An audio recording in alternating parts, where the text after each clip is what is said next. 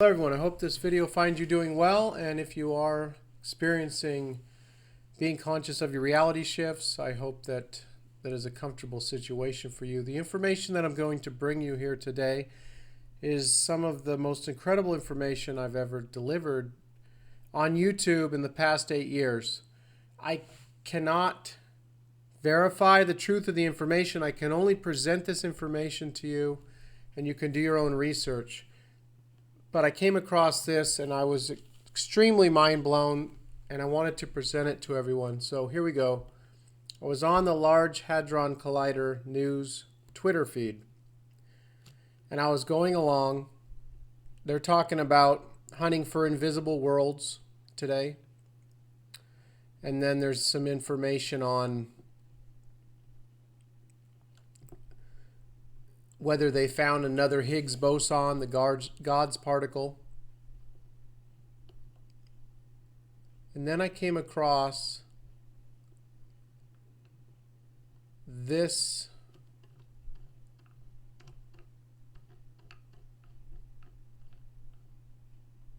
here.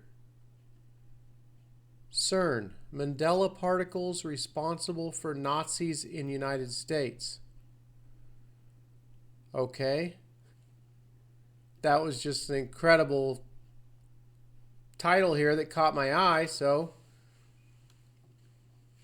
we head on over to this article written by this guy, Cassidy, who writes for the Big Shiny Robot, your independent source for nerd news and reviews.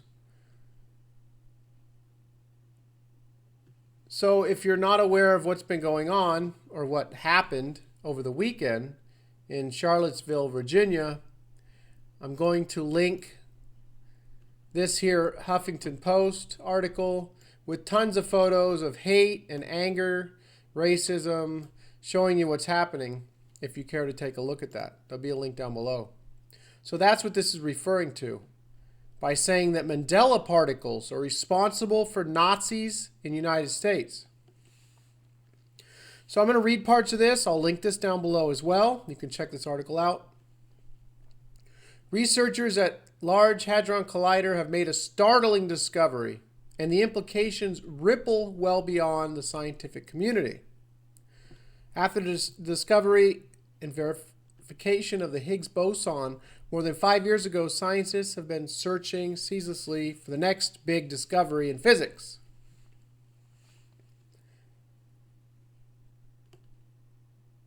So I'm going to skip forward here.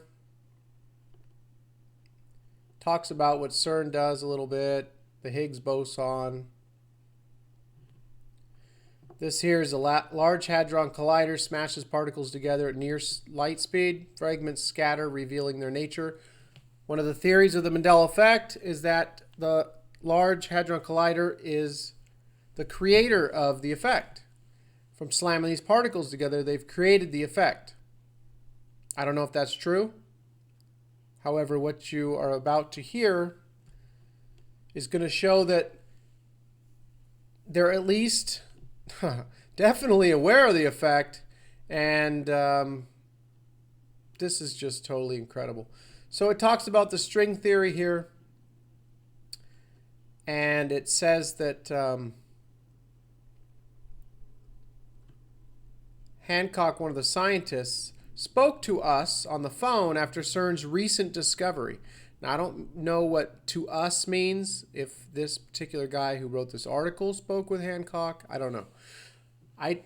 So Hancock says, "No, I don't feel vindicated. I suffered years of ridicule at the hands of my colleagues. There was an 8-month stretch when I went without lunch. Every day I'd walk to the fridge, move aside the cultured specimens, and reach for my turkey on rye, only to find an empty bag and a Post-it note suggesting my sandwich was eaten by an alternate version of myself while I was working. I know it was you, Kevin."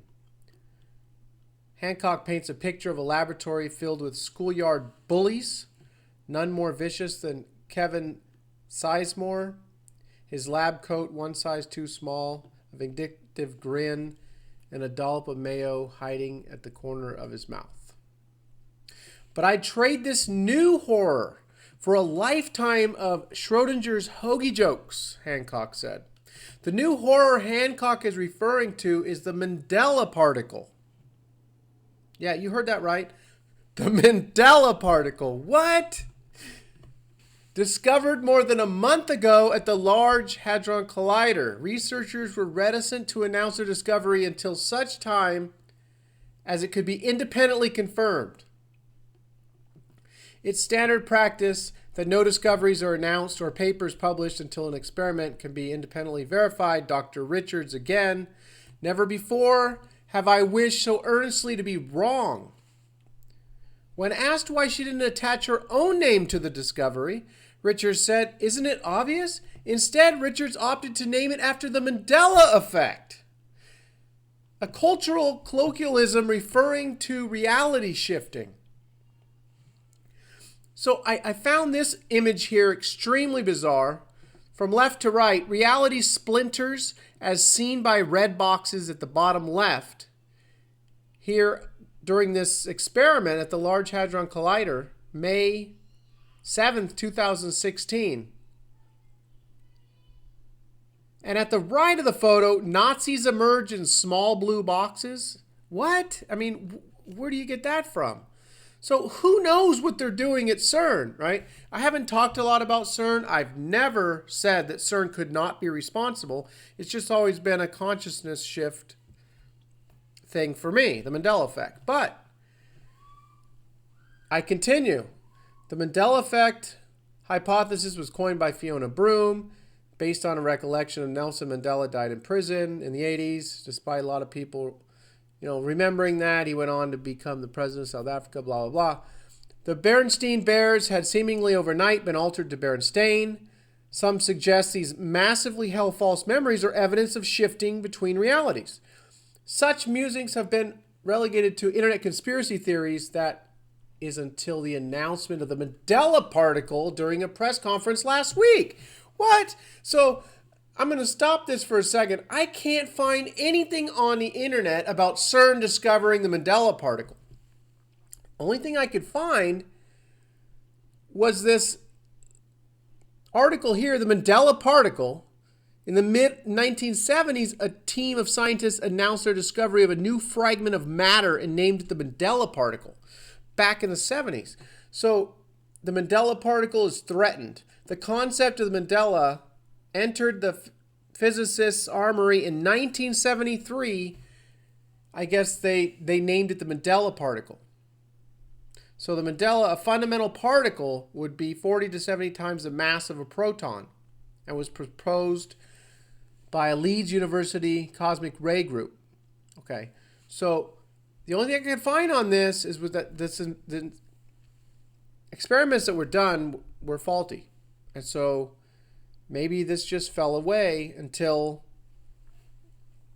now they decided to name this mysterious particle the Mandela particle once again. So I don't know. That's all I could find on it. Maybe you can find some information on it. That's all I was able to find on the Mandela particle. Okay, so let's see. The particle has unique properties that allow for relatively simple identification and testing. Richards said before dozens of microphones Tuesday evening. I can't find that. I hope someone can find some more information on this. These particles carry resonant frequencies corresponding to their native reality's energy signatures. But this just goes right along with what we've all been experiencing the past few years with the Mandela Effect. Richards went on to explain that the particles seem to enter our reality in bundles, grabbing onto nearby materials through some as yet unexplained physical force and carrying them into the neighboring realities. At the time of publication, the origin of the Mandela particles is still unconfirmed, and leading hypothesis involves the collision of supermassive black holes, which release exotic particles in staggering quantities. What's most frightening is the population of such particles. According to the paper published jointly by CERN and SLAC, Leinik, our local neighborhood in the universe is absolutely swimming in Mandelas. The probability that any of us has been or will be impacted by such particle in our lifetime eventually reaches 1. These events are incredibly common, said William Hambley, a tenured particle physics professor at Cambridge. head of Cambridge Electron Accelerator. Frankly, it's shocking that it's taken us this long to discover these wee little beasties. While the scientific community was initially excited over the prospect